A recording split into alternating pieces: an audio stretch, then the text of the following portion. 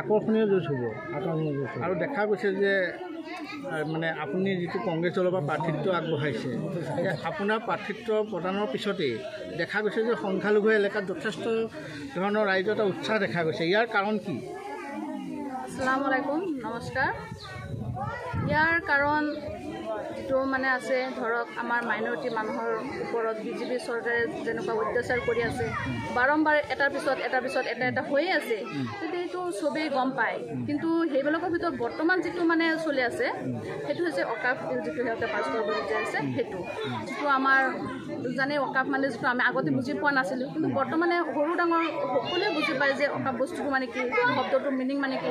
যিটো আমাৰ ধৰক আমাৰ মাইনৰিটি মানুহে, আমাৰ মুছলিম মানুহে, আমাৰ পূৰ্বপুৰুষে বা বৰ্তমানো আমাৰ ধৰ্মীয় অনুষ্ঠানবিলাকত ধৰ্মীয় কাম কাজৰ কাৰণে আমাৰ বাপ সম্পত্তি যিটো কয় বা আমাৰ নিজৰ সম্পত্তিবিলাক দান কৰা হয়।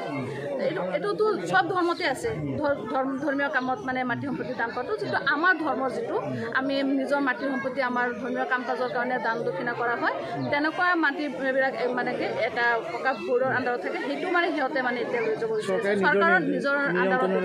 যেতিয়া চৰকাৰৰ আণ্ডাৰত থাকিব তেতিয়া যিকোনো কাম সিহঁতে কৰিব পাৰিব। সেইটোৱে। আৰু আপোনাৰ এইবাৰ মূল প্ৰতিদ্বন্দ্বী কোন হ'ব? মোৰ প্ৰতিনিধি মোৰ বিজেপিৰ পৰা জেচমিন নে কি কিবা আছিলে, তেখেতটো মানে বিজেপিৰ পৰা প্ৰাৰ্থিত্ব লৈছে। কিন্তু মোৰ লগত কোনো মানে ভোটৰ ক্ষেত্ৰত যে মানে তুলনা কৰিব তেনেকুৱা মই পোৱা নাই। মই 7টা জিপিয়ে ঘূৰি আছোঁ, কিন্তু এতিয়ালৈকে মই এনেকুৱা পোৱা নাই যে এইটো ৱাৰ্ডত বা এইটো জিপিত কোনোবা এটা মানুহে আহি পেলাই কৈছে যে আমি বিজেপিত ভোট দিম বা জেচমিন ভোট দিম। সকলোৱে কৈ আছে আপোনাৰ কাৰণে আমি আছোঁ।